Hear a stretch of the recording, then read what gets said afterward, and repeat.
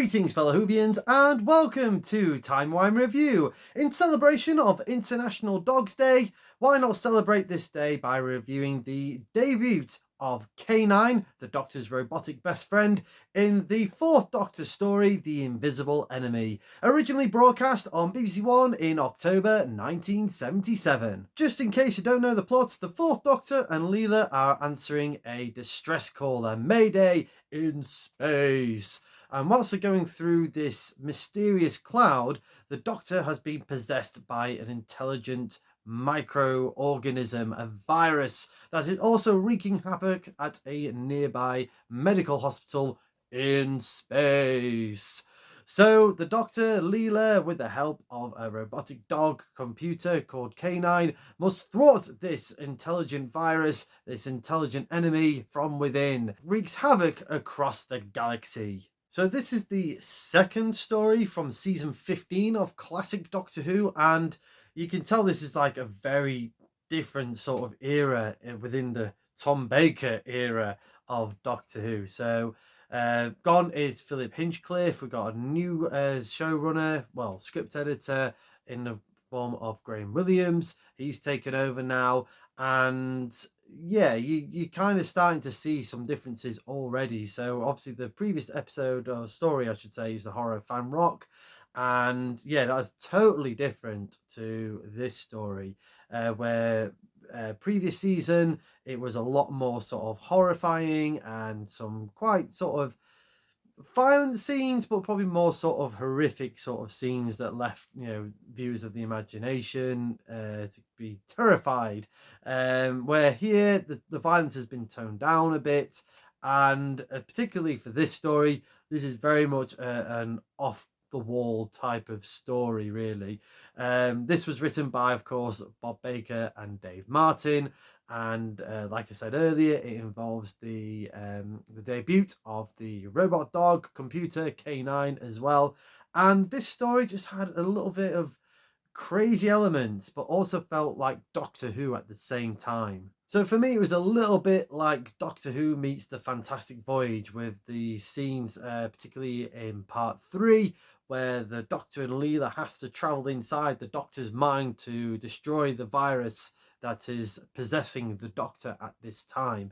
So very much like Fantastic Voyage on a very minuscule budget, which obviously they kind of explore again in Doctor Who in the 12th Doctor story, Inside the Dalek. As I alluded to earlier, this is quite a different type of Doctor Who, and there's a lot of things happening behind the scenes which was kind of put upon this season. Particularly, there was an inflation going on in Britain in 1977, not too dissimilar of what's going on now or recently in Britain. But obviously that put a strain on the budget. And we see that a lot, I would say, more later on in this season. But there is a bit of a mixture of good and not so good special effects. In comparison, for this review, I watched the original version of this story as it was broadcast back in 1977, but I have compared it to the CGI special effects that they did for the 2008 release of this DVD. And talking about the effects, the original ones, most of them I would say worked well. I did like the model shots of the small sort of ambulance spaceship. I thought that looked quite impressive. I do remember seeing Matt Irving in or Irvine, I should say, at I think a Star Trek Comic Con of all places, the Destination Star Trek Comic Cons. And he did have some of those props from The Invisible Enemy, including that tiny little spaceship. So whether that was the one that they used for the CGI, I'm not quite sure. But I thought those model shots were quite impressive. Also, I liked the scenes where the TARDIS or the spaceship was in that mysterious cloud with all the lightning effects going off in there. I thought they were it was quite good. And compare it to the 2008 ones, yes, they are good, but some of it you can just tell is CGI, like with some of the laser shots and things like that. It just doesn't quite integrate as well in this story as I've seen in previous sort of special edition versions of this story. But hey, at least we've got a choice of either the updated effects or the original effects, whichever you want to choose. But let me know in the comments which of the effects you prefer. Effects wise, not everything worked. The scene where K9 was shooting a barricade off a wall, I think that was like a reshot version that they did, so you clearly saw like the outline of the wall that was supposed to fall over, so that was a bit sort of laughable. And yeah, the shrimp virus thing, the swarm of the nucleus, I like the idea of it, because I think if a virus is going to look something like that, you know, things under a microscope, it is going to look a bit like that. But just it was that the ambition a bit too far. When I saw it, particularly when it was grown to life size, particularly for part 4, it reminded me of Lisa Simpson as Florida. I just couldn't. That's it. And poor John Scott Martin, who is of course a Doctor Who legend, was the one that had to don that costume. And yeah, it's not the greatest of costumes they could have made. They clearly were running out of money for that one. And yeah, some of the laser shots and stuff were a little bit sort of ropey, but it kind of added to the charm. The story itself was quite fascinating. It's definitely, you can tell it's a Bob Baker and Dave Martin type of Doctor Who story, with the sort of questioning of you know, as viruses, you know, they are living organisms. Do they have the right to live as and survive as well as humans, or even more intelligent species? So I kind of like that concept of that. I think the execution, a little bit left to be desired, particularly in part 4. It was kind of like a rushed conclusion, but I like the idea on paper for what was presented for this story. Let's talk about K9. Obviously, this is his debut story in classic Doctor Who, and obviously he returns for modern Doctor Who in a few episodes, as well as the Sarah Jane Adventures. And yeah, I can forgive people who originally watched the show back in 1977 thinking this was a rip-off of R2-D2 in Star Wars. Not the case, because this was produced and was being filmed during the latter end of 76, beginning of 77. So basically, no one would have really known of Star Wars. They would have seen probably a few little clips, but definitely was all under wraps in terms of what was seen and presented in Star Wars at the time. So it was kind of more of a happy accident that Doctor Who kind of followed on from that. I do remember people saying, oh, when K9 came into it, they were just ripping off Star Wars and R2-D2. Definitely not the case. But I can understand why they think that. But K9 itself, yeah, it's a fine, lovable robot dog, and I can see why they managed to tag him on at the end to carry on with the adventures with the Doctor and Leela, because that prop did look quite expensive and quite sophisticated. I think for the time that they had to construct this prop, I thought they did a really good job. John Leeson, of course, being the legendary voice of K9, was a great did a great choice for it. Again, similar to C3PO in Star Wars, in that kind of quirky butler type of older Englishman type of character. But yeah, I don't find him sort of annoying that maybe some people do. I know I did that short of, do you find K9 lovable or dislikable? But yeah, I'm in the love camp for K9. Like I said, John Leeson has been a legendary voice for K9, and I'm glad to see in like sort of interviews that I've seen with John Leeson that you know, he's proud to be K9, even though he's a very established actor from RADA, doing theatre and film and other things, but obviously known for as the voice of K9, and of course the voice of the shrimp-like swarm, the main sort of villain of the story. Again, did a really good voice job, voice work on that villain. Props also go to the supporting cast. I think they just, I don't know if it was a happy accident from the director or not, but I think they all know that this should be more of a light-hearted, fun story. I'm going to say that they were aiming for that rather than it was more happy accident or a fluke, because there were, again, the reports of they were told, the producers were told to tone down the heavy violence and be sort of more sort of fun, energetic type of story. And I got that from there. They really sort of like hammed it up. The guy that was Professor who owned the K9 originally, um, Frederick something. I do apologise. He was fantastic as Professor Magnus. Yeah, he was great. He was a sound out. Also, Michael Sheard as well. You know, you're always going to get a guaranteed good performance from Michael Sheard. I don't know if he was Bronson yet in Grange Hill at the time of when this was broadcast. Let me know in the comments below, my wonderful TV historians, if you know that or not. But yeah, he really hammed it up in this story. And yeah, it could have gone overboard, and maybe some people might see that as an overboard, overacting performance. But I loved it. It just worked so well for me in this story. As for Tom Baker and Leela, um, yeah, interesting sort of dynamics going on here. You know, you can tell that Tom Baker wasn't overly happy with the choices that were made for Doctor Who, particularly at this time. There's been reports that he wasn't a big fan of K9 coming into it. He thought it may be a gimmick too far. There was clearly was tension between Louise Jameson and Tom Baker, because some of the his choice of delivering certain lines is quite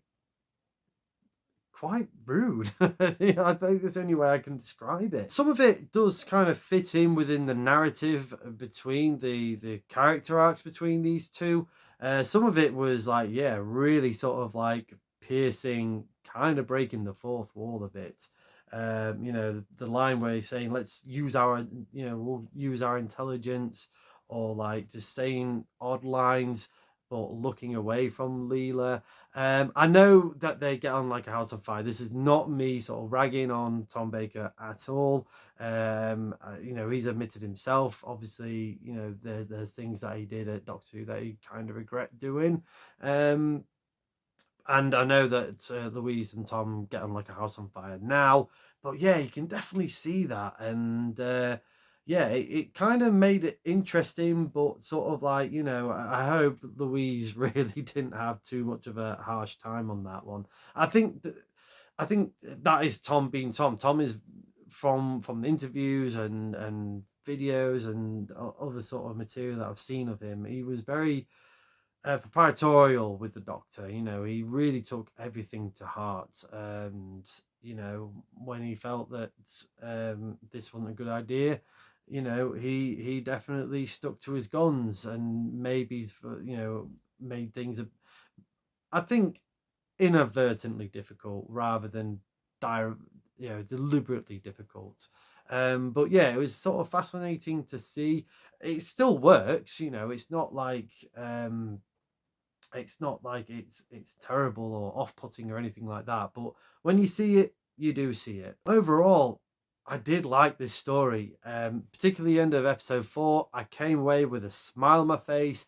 I was laughing and giggling at some of the scenes, some of the overtop actions. There was one of the nurses that was firing a gun and out of time with the sort of gun effect sequence, and just sort of like, again, I don't know whether the director, actually the director for this story, this was like his first sort of sci-fi drama, so you can forgive like some of the bits of um where probably some reshoots would have been better, but obviously time and budget, they wouldn't have been able to have done that. But yeah, there was some certain bits that just didn't work or just made me laugh. But it also felt nostalgic as well, like as if I was there back in 1977. Obviously, I wasn't. I'm not that old, my fellow Whovians, but it did feel. It just had that Saturday tea time feel after Grandstand or Final Score. That Doctor Who was on a Saturday afternoon, and it just, you know, for that 25 minutes, you are just transported into another world, another universe, and just having some fun adventures with these lovable characters. And that's what I take away from the story. And I think the best way to view it is just have fun with it. I had a lot of fun with it. Like I said, it was very goofy. It was a very sort of like over the top in areas, but it also had some great charm. I liked it on paper. It's not like an out and out classic Doctor Who in terms of the story. It's not like a Case of Androzani or Remembrance of the Daleks, but it's still a lot of fun and in keeping with Doctor Who. So I'm going to give The Invisible Enemy a TARDIS rating of 6.5 out of 10. Like I said, it's not an out and out classic in terms of storytelling, like a sort of heavy, one of those like Earthshock, I should say, or Inferno. It's not one of those types of story, but it is sort of off the wall, just goofy fun. It nearly jumped the shark quite a few times. I think the one that really jumped the shark is that final line from the professor, where I hope K9 is TARDIS trained. That was just, yeah, that's kind of a line of all lines, really. um yeah, like I said, the acting is a bit over the top, but this story is over the top, so it kind of works well. It's one of those that you can sit and have a couple of alcoholic drinks and just laugh with it and just have fun with it. And K9 helped to save the day, to carry on with the adventures with the Doctor, even though the fourth Doctor, when Lily said, "Can we keep him?" No. I loved all of that. It's, yeah, like I said, it's just a fun story. Don't take this story too seriously, and you are definitely going to have a good time. Like I said, there was some questionable special effects, but there's some really, really good ones. Particularly the scene where the Doctor and Leela in the Doctor's mind. That set and the CSO that they used was really top notch. But obviously some effects didn't quite work as well. And again, some lines didn't quite work as well either. Particularly the I hope K9 is TARDIS trained. Imagine that uproar if Russell T Davies used this now in Doctor Who. The uproar on X. That's But anyway, like I said, it's a fun time. I recommend it. Let me know in the comments below your thoughts to The Invisible Enemy. Do you love this story? Do you hate the story? Or are you somewhere in between? And also your thoughts on K9. Is he your lovable hero? Or do you find him a bit annoying? Or did you have one of the toys from the 70s and from the noughties, the radio controlled or talking K9s back in the day? I would love to know your thoughts. Thank you very much for watching. I hope you've enjoyed this review. If you have, please like, share and subscribe. Hit the cloister bell for more notifications. Come say hello and follow me on Facebook and X. And do check out my other fantastic Doctor Who related content on the Timey Wimey Review TikTok page. And of course, right here on the Timey Wimey Review YouTube channel. Happy International Dog Day. I hope you have a fantastic day, whatever you're doing. And as a good doctor once said, sometimes my brilliance astonishes even me.